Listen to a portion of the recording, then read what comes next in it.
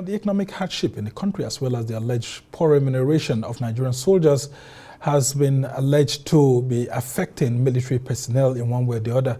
Several accounts have been recorded of the Nigerian Army's soldiers and officers bemoaning their pay and have complained over the high cost of living in the country.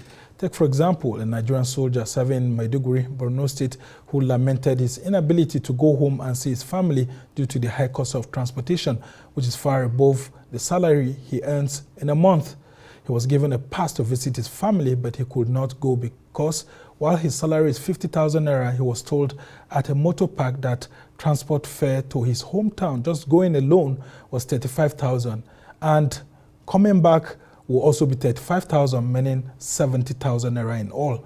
But the armed forces of Nigeria have cautioned personnel against discussing official matters on social media, including taking to social media to make complaints about welfare issues. Director of Defense Media Operations, Major General Edward Buba, warns that taking official matters to social media is a breach of military laws and attracts sanctions. Let's listen to him.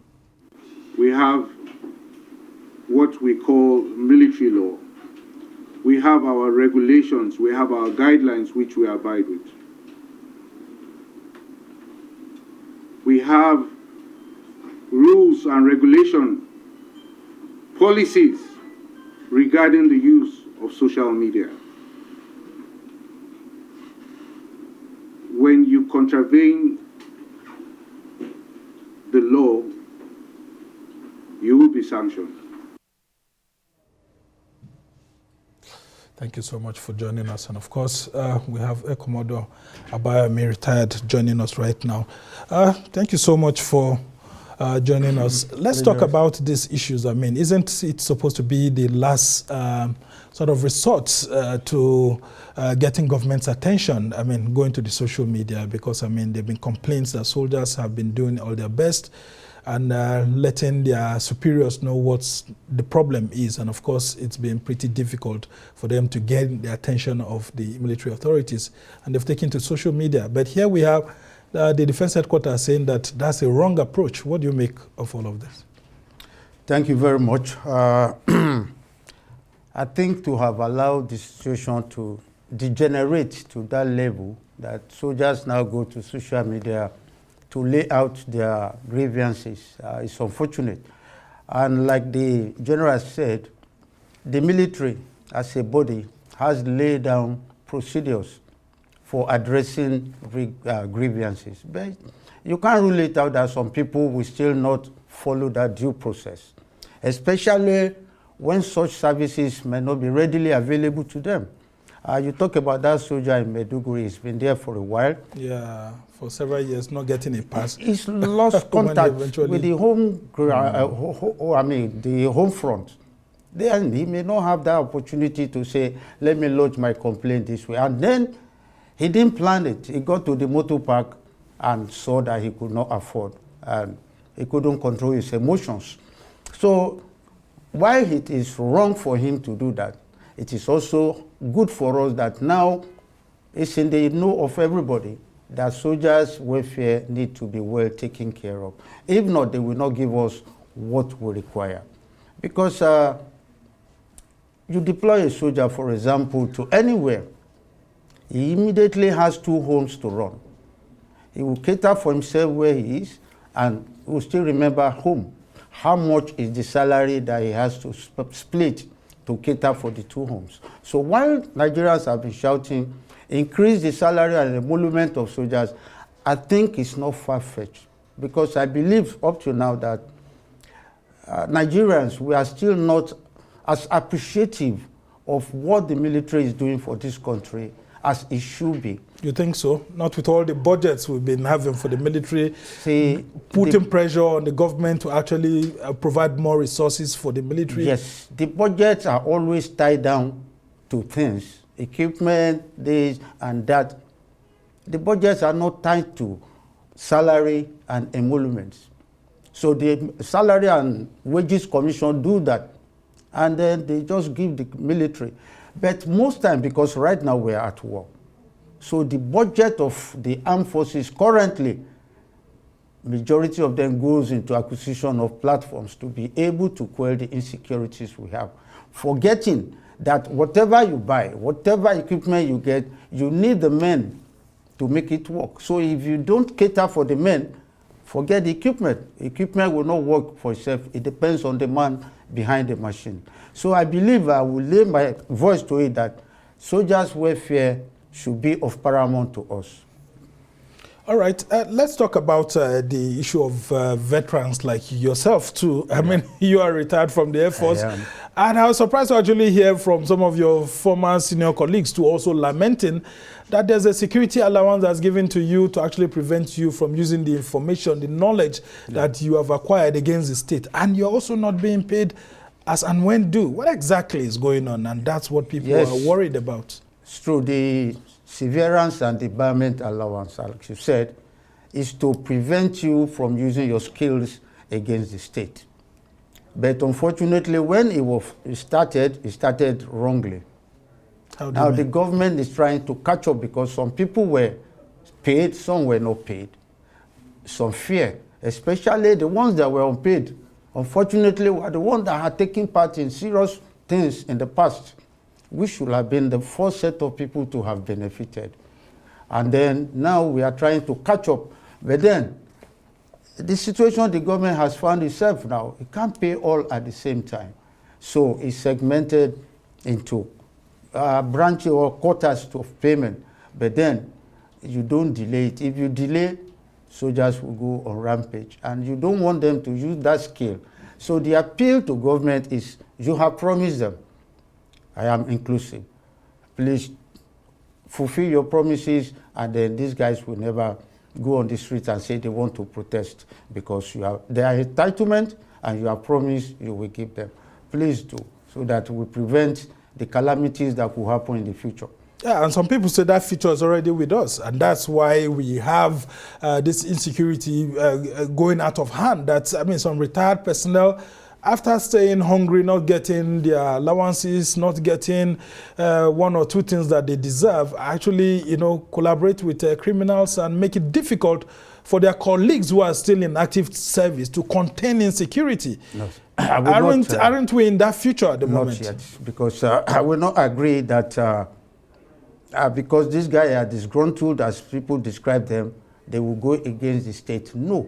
I think what the situation requires is to involve those guys.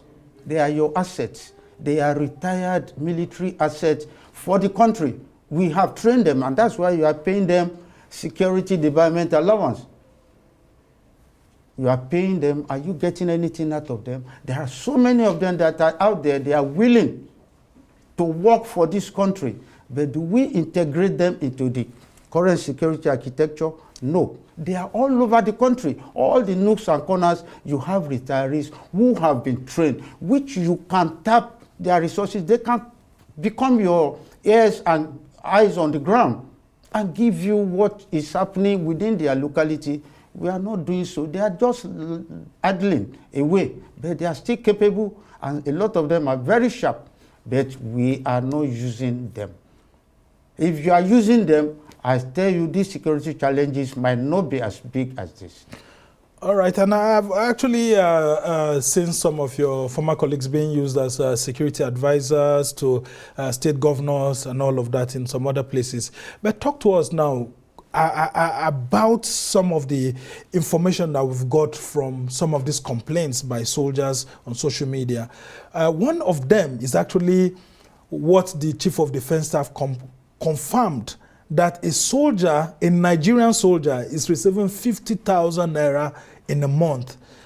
How realistic is such an amount for a soldier in a month? And the Chief of Defense Staff himself said that he collects 1,200 naira as allowance in a day. But I just want to read what the Chief of Defense Staff has said, which actually corroborates what the soldier said. And this is what he said, that my soldiers collect less than 50,000 naira as salary in a month.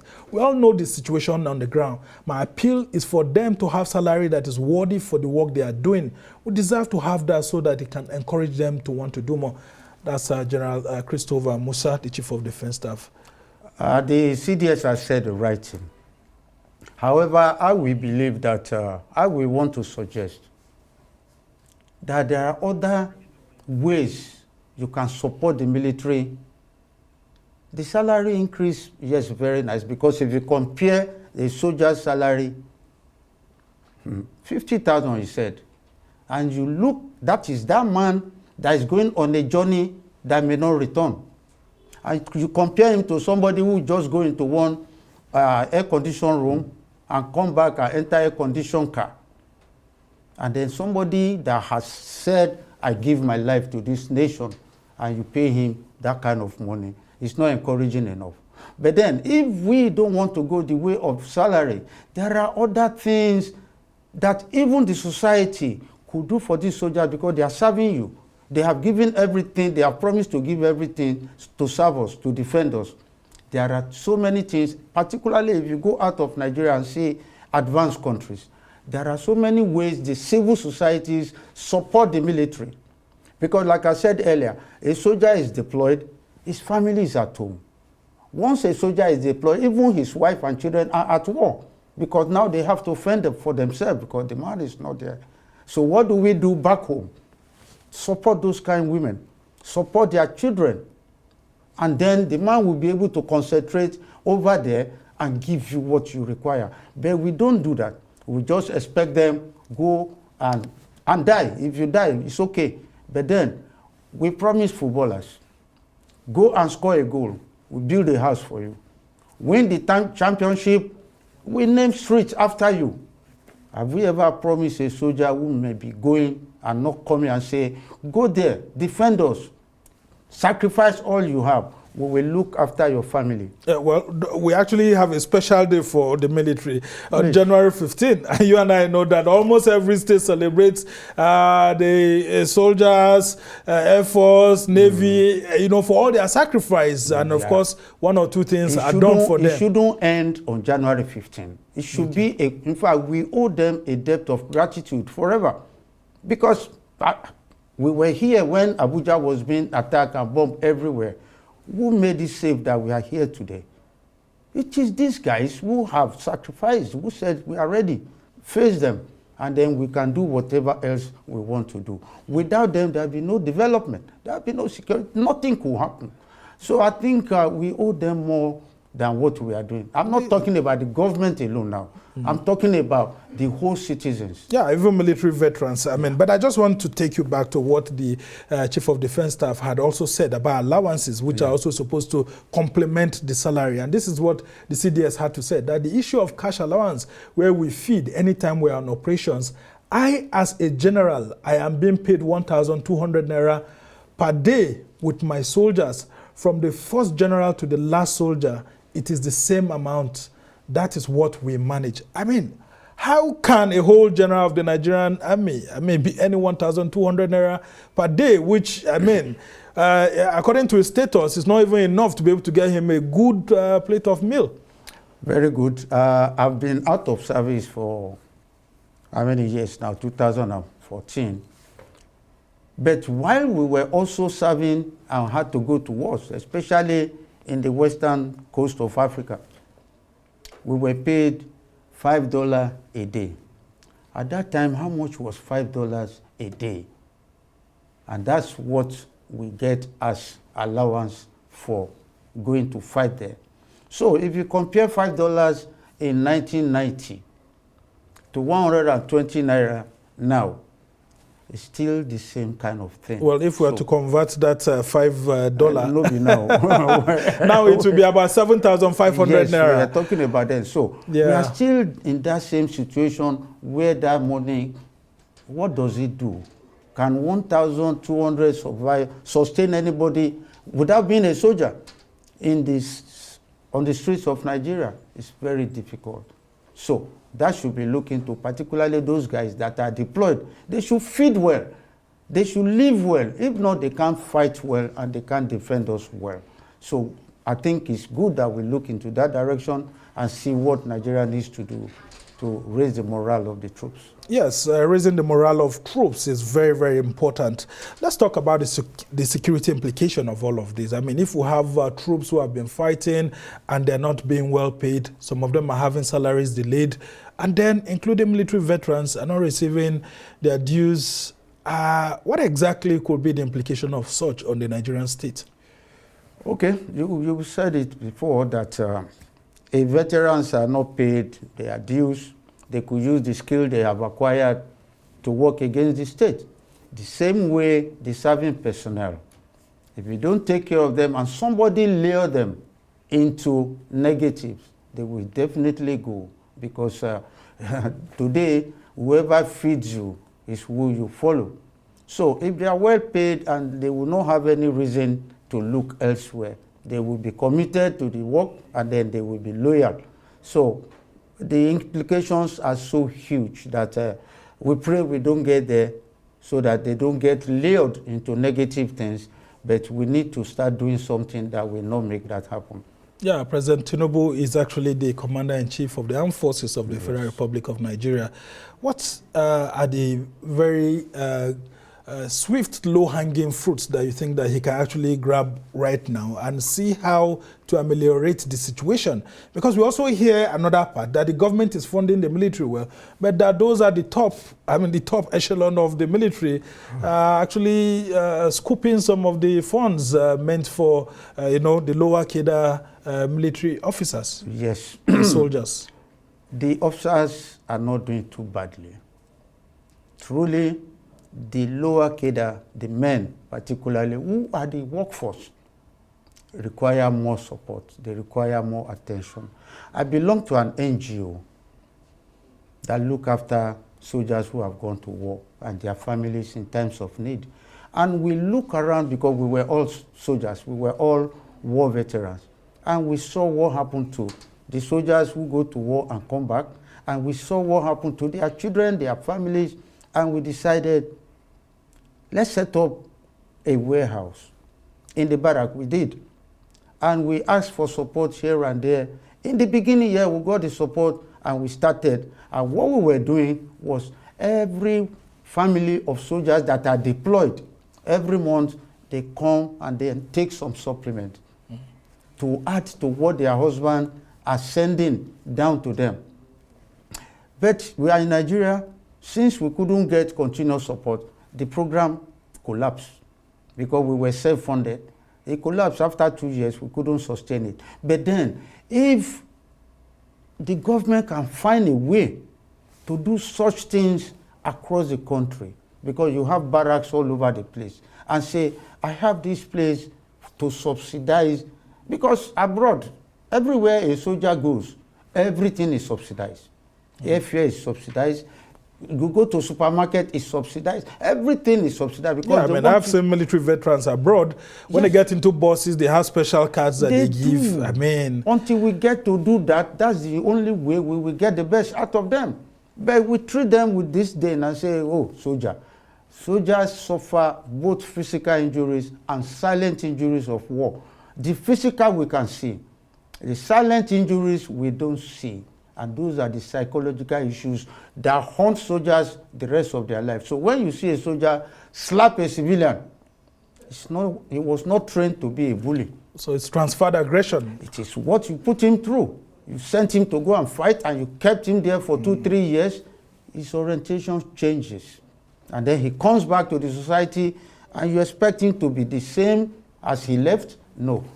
Well, soldiers are not only slapping civilians. In fact, they're even pointing eyeballs and fingers to governors. I mean, there was one in Lagos that was challenging Governor Sanwo-Olu, who stopped him from using the one way. And of course, you could see how it generated lots of uproar here and there. But of course, they too are actually suffering from what's going on. And that's why I want you to be very specific. President Tinubu, being the Commander-in-Chief of the Armed Forces, what exactly should he be doing alongside the two Ministers of Defense to see how we could improve on the welfare of those in active service and, of course, those who have retired? Yes, for those who have retired, they have started. They have started implementing the allowances of SDA, but they are not there yet, so they should continue to do same. And for the serving personnel, a lot needs to be done. A lot needs to be done. If I was in a position to suggest and say, what do we do to reduce insecurity? It's not about the soldiers alone. Insecurity in Nigeria starts from the roots. We only call the soldiers in to come and help ameliorate the situation. If we can change our approach to insecurity and involve the grassroots and change our strategy from bottom up rather than up down, because where do we have criminals? In the suburbs, ungoverned areas, those are the grassroots, those are the places we need to have our ears and eyes on the ground. So when anything is happening, if you do have, they will tell you. And that's where those veterans that are lounging all over the place could become useful. Tap to their resources and say, you are in that village.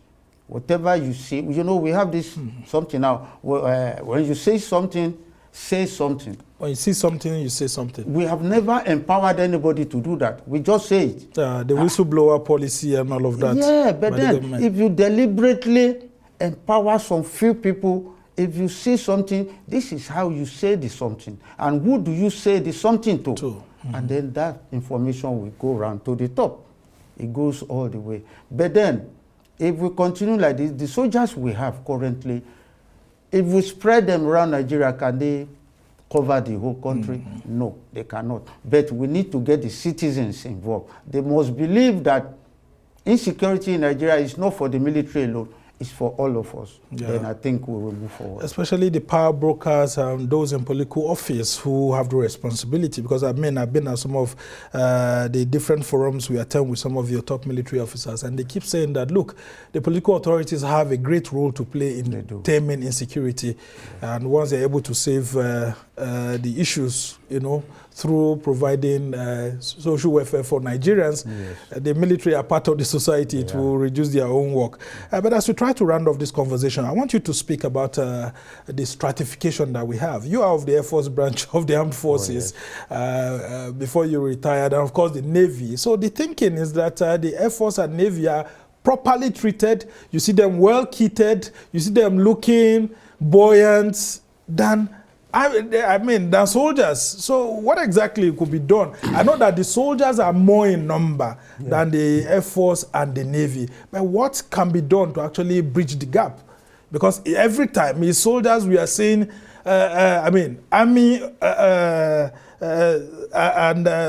officers, and then of course rank and file complaining. But hardly do we see Air Force officers and rank and file, or naval officers and rank and file complaining. So that means it looks like out of three, only one has been left behind. It's complicated, but that's even the way we met it in the military. I cannot tell you where it started from, but whatever you have painted, I think is right.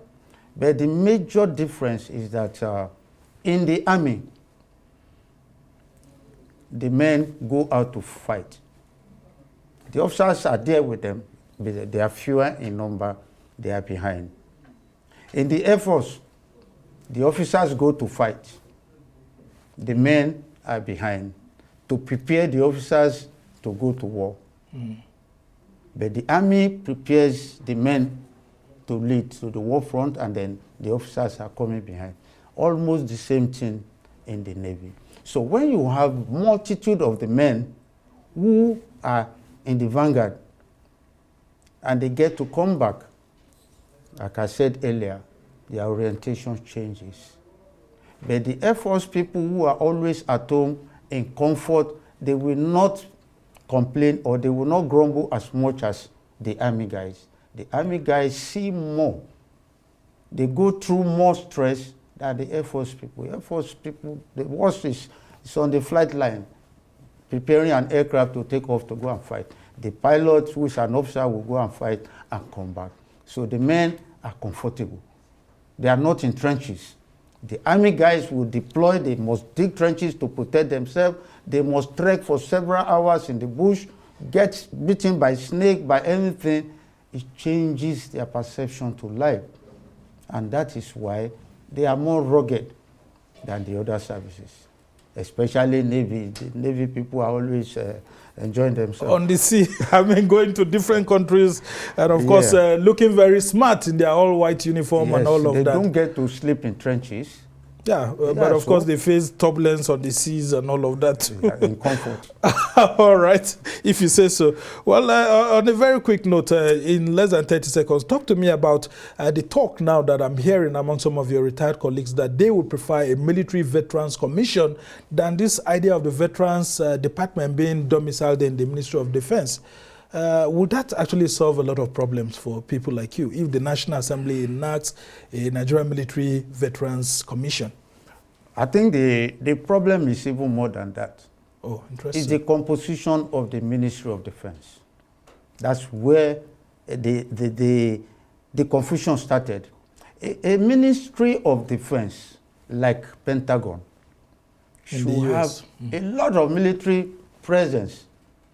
But here, you have 90 to 95% civilians running Ministry of Defense. How can they run it well? Then you now have the Director of Veteran Affairs. It's a civilian. How?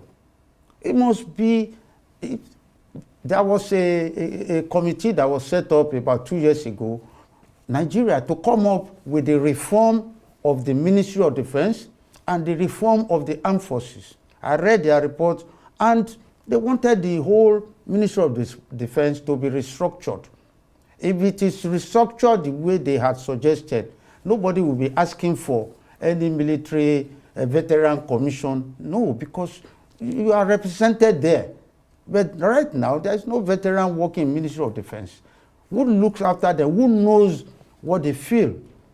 So when we are talking about SDA, yes, the PAMSEC, Ministry of Defense, who is not a veteran himself, is trying to do whatever he can. But you need a professional in that field, in that ministry, to tell you, don't do this or do it like this because I am part of them. I feel their pains. So if the Ministry of Defense is restructured the way it was recommended, you won't have anybody asking for one commission or the other. So all right, so what committee is that again? It's a committee, reform committee on the armed forces and the Ministry of Defense. All right. Two years ago. All right, very interesting submission. I think that's a good place to actually leave it. Retired Air Commodore Abayomi Balogun is a regular here at Arise, and we must thank you so much for always providing your wealth of knowledge to help enlighten Nigerians on the issues that are ongoing.